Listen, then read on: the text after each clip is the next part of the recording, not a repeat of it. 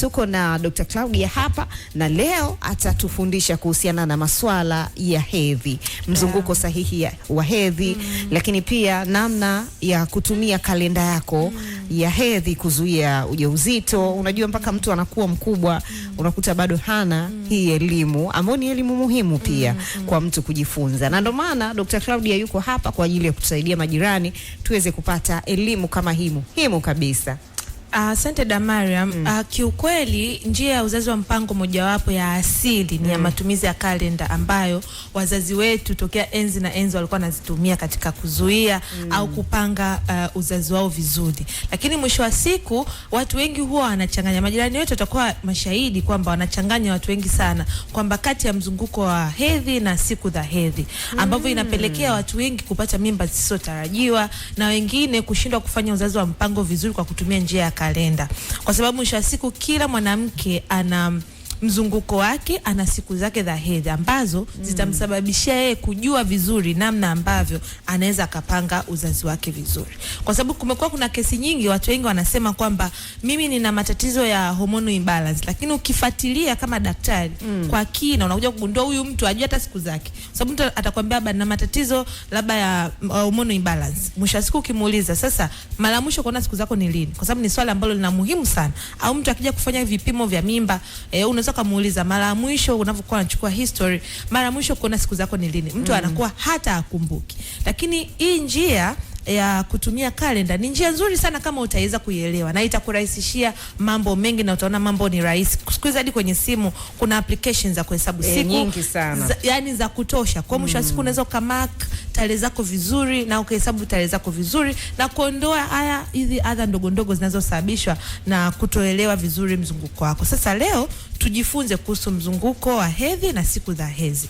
Mzunguko wa hedhi ni siku ambazo ulianza siku ya kwanza kabisa hedhi yako mpaka pale utakapokuja kuanza tena hedhi yako. Ina maana kama umeanza leo hedhi yako, kwa hiyo utakapokuja tena kuanza hedhi tena kwa siku ya kwanza, huo ndo mzunguko. Yani kwanza ulivyoanza starting point mpaka utakapokuja kuirudia tena ile starting point, huo ndo mzunguko wako wa hedhi. Na mara nyingi mzunguko wa hedhi ni siku 28. Lakini kuna watu wana mzunguko mfupi ambao ni siku 21 na wengine wana mzunguko mrefu zinafika paka siku 35. Sasa ukiona umeshuka mpaka 35. Hii ni kawaida. Hii ni normal range. Nimekupa normal range. Kwa hiyo maana normal range hata ingekuwa naishia wanasema siku 30, lakini mwisho wa siku mtu anaweza kwenda 31, 33 mpaka 35. Ikawa tu ni normal range. Lakini mwisho wa siku ukiona sasa umezidi zile siku 35 na umeshuka chini ya siku 21, ina maana hapo tayari ni abnormality. Ina maana wewe mzunguko wako ni mfupi sana au mzunguko wako ni mrefu sana. La mwisho wa siku kwenye hizi siku pia ina maana watu wengi wanajua kwamba siku za hatari ni hizi, siku za hedhi ni hizi, siku labda za kupata ujauzito ni hizi, lakini mwisho wa siku watu wanakariri kwa walichokuwa wamefundishwa. Lakini mwisho wa siku wanasahau kila mtu ana mzunguko wake. Kwa wewe dada Mariam unaingia labda siku 28, mimi naingia siku 30, Daumi anaingia basi siku 25. Kwa unaona siku zetu zile za hatari, siku zetu za kushika ujauzito au siku zetu za kuwa free huru zinatofautiana. Kwa mwisho wa siku unaweza kujikuta mtu anakuambia mbona mimi nazingatia kalenda na bado nashika mimba zisizotarajiwa, au mbona mimi nazingatia kalenda lakini bado mzunguko wangu siuelewi, na jinsi niko safe, niko salama, kumbe siko salama. Kwa mwisho wa siku nimeelezea ni mzunguko. Sasa kwenye siku za hedhi ni zile siku ambazo mwanamke anapata damu. Kwa mwisho wa siku ndo zile siku unazozihesabu kuanzia ulivyoanza kuona hedhi mpaka utakavyomaliza kuona hedhi. Na maana mimi naweza nikaingia hedhi siku 3, wewe ukaingia siku 5, huyu akaingia siku 7. Ni kawaida kabisa. Siku za hedhi zinaanzia siku ya kwanza mpaka siku ya 7. Ina maana hapo katikati wewe ukiingia siku 2, ukiingia siku 3, siku 5, wote mpo sawa, wote mpo salama, mpo kwenye normal range ya kuanzia siku ya kwanza mpaka siku ya 7. Lakini mwisho wa siku ukishamaliza sasa hedhi, zile siku tunasema 5 waga ndo range ya kawaida. Kwa kuanzia siku ya 6 mpaka siku ya 10, hizo zinakuwa siku zako salama za mwanzoni. Lakini baada ya hapo kuanzia siku ya 11 mpaka zinafika siku ya 18 huko, ina maana hizo siku zote tunazipisha fertilization itokee. na maana hizo ni siku za hatari. Kwa sababu siku ya fertilization kabisa hiyo ovulation siku ya 14, lakini hizo siku zote unazitenga tu ili fertilization iweze kufanya kazi. Lakini baada ya siku hizo 19 mpaka siku ya 28 hizo siku ziko free. Sasa huu ni mzunguko wa siku 28 na watu wengi hata shuleni tulifundishwa. Lakini sasa unabidi ujifunze kuadjust. Sasa hii inabidi mimi siwezi kufundisha hapa kwa sababu ni mizunguko, kila mtu anakuwa na mzunguko wake, lakini pata kukutana na mtaalamu wa afya, umuulize kwamba mimi najua mzunguko wa siku 28. Je, nikiwa na siku 35, 30, 33 inakuaje? Ina maana yeye ndo atakuelekeza zaidi kwamba sasa hapa una adjust hivi. Ina maana ili kujikinga na kukaa salama. Lakini kuna dhana potofu nyingi ambayo inasema kwamba watu wenye mzunguko wa siku 30 ndio nyeo wako vizuri. Na maana mtu anakuambia mimi ni kila tarehe 5 ndo naingia period. Kwa nini wanasema kwamba watu wenye mzunguko wa siku 30 wako vizuri zaidi? Kwa sababu wanaona kwamba siku zao ni zile zile, na maana tarehe hazibadiliki. Na maana kama mwezi una siku 30 au 31. Kwa hiyo unakuta mtu mwenye mzunguko wa siku 30 au 31, yeye hana hata shida ya kuhesabu. Kwa sababu anajua nikiingia leo tarehe 6, mwezi ujao tarehe 6 nitaingia. Kwa hiyo inakuwa rahisi, mtu anakuambia mimi siku zangu ya hedhi ni tarehe 6. Sasa hii notion kwa wenza wengi ndo wameikalili. Kwa hiyo mwisho wa siku inatengeneza hata migogoro kwenye familia kama wenza, kwa sababu mwisho wa siku anakuambia wewe mbona leo sio tarehe 6? Uliingia tarehe 6 leo. Mbona leo unaniambia uko kwenye hedhi yako, uwezi labda kushiriki tendo na kadhalika. Lakini mwisho wa siku wanasahau kwamba sio kwamba ni mtu anayeingia siku 30, mzunguko wake siku 30, ina maana kila tarehe inafanana kwamba yeye ndio yuko vizuri zaidi kuliko mtu mwenye mzunguko labda siku 28 au 29 au mwenye 27, kwa sababu mwisho wa siku wale wenye siku 28 ina maana tarehe zao lazima tu zitabadilika. Kwa hiyo watu wengi, majirani wengi wanakuja kwenye vituo vya afya, anakwambia mimi na mzunguko mbaya, mimi nina hormonal imbalance. Ukimuuliza vizuri, kumbe mtu ana mzunguko mzuri kabisa wa siku 28. Kisa nini? Niliingia tarehe 14, leo nimeingia tarehe 7. Anaona kama mvurugiko ni mingi. Kumbe mwisho wa siku wewe ndio unaweza ukaa huko vizuri zaidi kuliko hata ule mtu ambaye tarehe yake imeambatana hiyo tarehe 5. Lakini kuna wewe ambao labda leo umeingia 7, kesho 4, kesho 3, lakini mzunguko wako ni wa siku 28, uko vizuri kabisa. Kwa hiyo hii ni notion ambayo nilisema nitaielezea mapema kabisa, majirani waweze kuelewa kwamba mwisho wa siku mzunguko wa hedhi na siku za hedhi ni vitu vili tofauti, lakini vyote vinafanya kazi pamoja, kwa sababu mwisho wa siku ukifahamu hivi vitu vitakusaidia wewe kwenye kupanga uzazi wako vizuri au kuepuka na mimba zisizotarajiwa. Kwa hapo majirani watuelewe kwa namna hiyo kwamba hiyo njia ni tofauti. Lakini mwisho wa siku watu wengi wanapata maumivu wakati wa hedhi. Na hii imeibua maswali mengi sana kwamba mwisho wa siku sasa mbona maumivu yanatofautiana? Yaani kwa sababu miili yetu wanawake wote haifanani. Kwa mwisho wa siku kwa sababu yale maumivu ni ile tu ile uterus au endometrium ule ukuta au uke unavokuwa unatoa damu, mwisho wa siku ile nguvu au push inayotumika mkandamizo ili damu kutoka ndio inayotengeneza maumivu. Kwa mwisho wa siku maumivu lazima tofautiane. Kuna watu hadi wanalazwa. Kuna mtu anakuambia ni mimi nikiingia tu kwenye siku zangu, yani hiyo ni kasheshe, lazima siendi kazini, nitaomba na ruhusa. Lakini kuna mwingine hapati maumivu kabisa. Lakini hii isitengeneze dhana potofu kwamba anayeumwa tumbo ana matatizo, ambaye haumwi ana matatizo au hana matatizo. Hapana, hii miili inatofautiana. Kuna mtu mwingine anaumwa lazima anywe vidonge ndo akae sawa. Kuna mtu atachemsha zake maji ya moto au atatia tu tangawizi atakaa sawa. Kuna mtu atakunywa tu chai ya moto atakaa sawa. Kuna mtu atopata chochote na atakaa sawa tu, siku zake zitaisha vizuri. Kwa hizi pia dhana potofu zisitengeneze kwa wanaume au wenza kuwa na dhana potofu kwamba wewe mwanamke mbona uko hivi, mbona uko hivi. Hapana, hichi kibiolojia ni kitu cha kawaida kabisa mwanamke kupata maumivu wakati wa hedhi. Sasa pale ambapo watu wengine wanapitia amenorrhea. Amenorrhea ni kukosa damu, yani kutopata hedhi. Kwa mwisho wa siku hilo sasa ni tatizo. Inabidi uende kwa wataalamu wa afya wakaangalie kama kuna kipimo chochote cha kufanya ili kugundua tatizo linalokusumbua. Kwa sababu mwisho wa siku watu wanachanganya pia hormonal imbalance na amenorrhea. Mtu amekosa zake tu hedhi labda kwa sababu ya vitu vingine, stress na nini, mzunguko umeharibika, anasema na hormonal imbalance. Kwa watu wengi wanakimbilia kunywa dawa za hormonal imbalance bila kujua kwamba kunaweza kuwa kuna mabadiliko tu ya hali ya hewa, kwa sababu tumefundishwa kwenye biology. Mwisho wa siku hali ya hewa, stress. Mimi naweza nikaamka leo na stress, ghafla nikaingia hedhi. Naweza nikaamka leo labda tu ni siku nzima au wiki nzima nimeumwa, nimetumia madawa mbalimbali, nikaanza hedhi. Na kuna mtu akipata mshtuko anapata hedhi kabisa. Au mwingine yuko safarini, ghafla tu hali ya hewa imebadilika, katoka Dar kaenda Dodoma, hedhi imeanza. Kwa mwisho wa siku usikimbilie kuona kwamba una matatizo au unakimbilia tu kunywa madawa, kwa sababu madawa na madhara.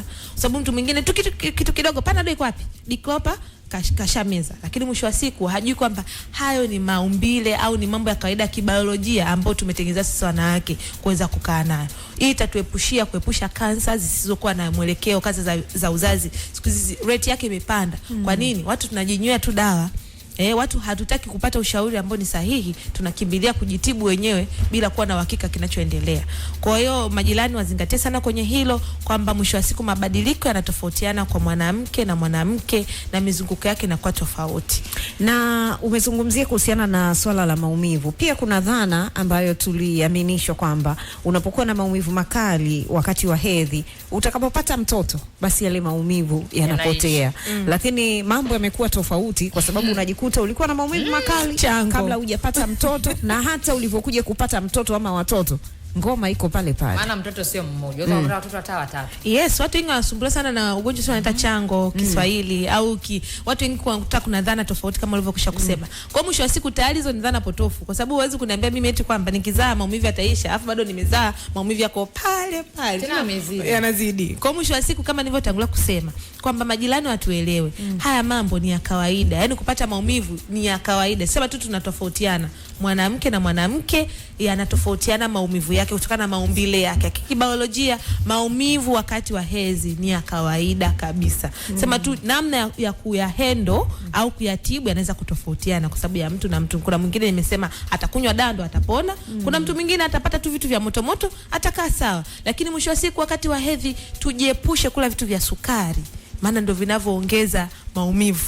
Tuepushe kunywa vitu vyenye mafuta. Mtu unakunywa supu asubuhi, umetoka hapo umekula chocolate, bora hata zile dark chocolate, kwa sababu mwisho wa siku zina madini ambayo yanahitajika. Lakini mwisho wa siku mtu usile tu mapipi, umetoka huko mabiskuti, umetoka huko yani soda, yani mwisho wa siku. Unajua nini dokta? Kuna kipindi cha kuingia kwenye hedhi, mabadiliko yanakuwa ni mengi kwa sababu ya homa.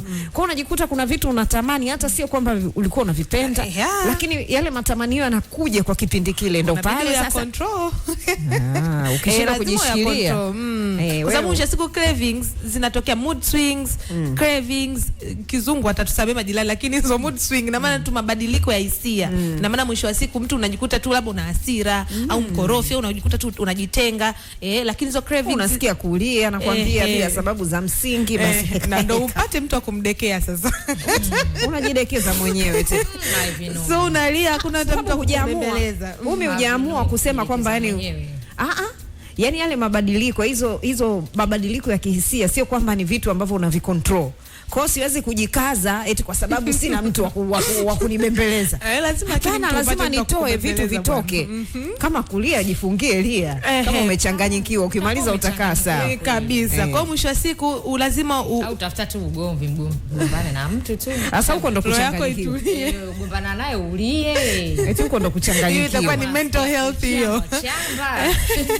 Kwa mwisho wa siku uweze kuzuia hizo hisia ambazo ndo tunaita hizo mood swings, lakini mabadiliko ya kihisia. Lakini mwisho wa siku hizo cravings ni ham. Kwa hiyo mtu anasema tu mimi na ham labda kula biskuti, kula nini. Ndio maana kuna zile period package. Watu wawe makini sana kwa sababu period package sawa ni kitu kizuri kwa sababu nawekewa vitu mbalimbali vya tengeneza siku yako ende vizuri, sisi maumivu, upate vitu vya kuchangamsha mwili, lakini mwisho wa siku visiwe vitu vya sukari sana, visiwe vitu vya mafuta sana, kwa sababu mwisho wa siku ndio vinavyoongeza maumivu ya tumbo.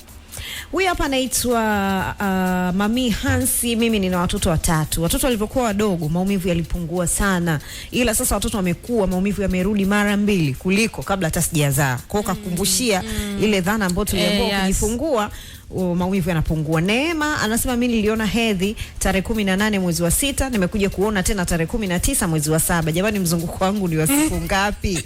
Michael John hamjibu.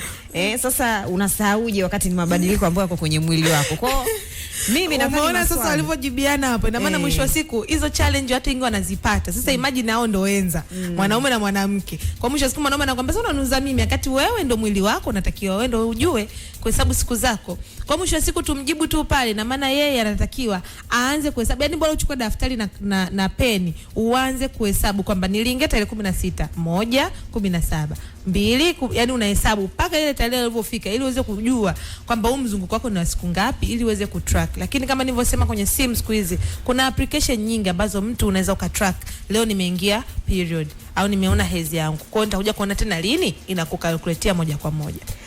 Fulgens anasema effectiveness yake ni ndogo sana, lakini pia anamsifia, anasema daktari yuko vizuri, hata kupendeza pia kapendeza. Jamani. Lakini Amina Hassan anasema hiyo kalenda jamani nitazaa kama panya. Sijui. Lakini kabla daktari hujatoka nataka uwasaidie mawasiliano pamoja na upatikanaji wako kwenye mitandao ya kijamii, kwa sababu maswali kama haya ambapo mtu anakuuliza mimi siku zangu niliingia tarehe 18 nikaja kuona tarehe 20, inakuwa rahisi kuwajibu. Ni vizuri mnaweza mkakalkulate wote kwa pamoja. Wanakupataje? Wananipata kutumia Instagram na TikTok, natumia Claudia Lauren Tobias, na ninaendelea kuwajibu maana message ni nyingi sana, lakini niko pale kuwajibu na maswali yenu yote tu yatakaa sawa. Kwa mwisho wa siku nimalizie kwanza huyu aliyesema kwamba effectiveness yake inakuwa ni ndogo. Njia za uzazi wa mpango ziko nyingi. Ila hii njia ni ya asili ambayo hautumi vidonge, hautumi sindano, hautumi kipandikizi wala kijiti wala kitu chochote. Ni wewe tu kujua mzunguko wako ukaumaster vizuri, mwisho wa siku inakusaidia wewe kutrack siku zako na kupanga uzazi wako wa mpango vizuri kabisa. Tupo mwaka wa mbele. Imewashika.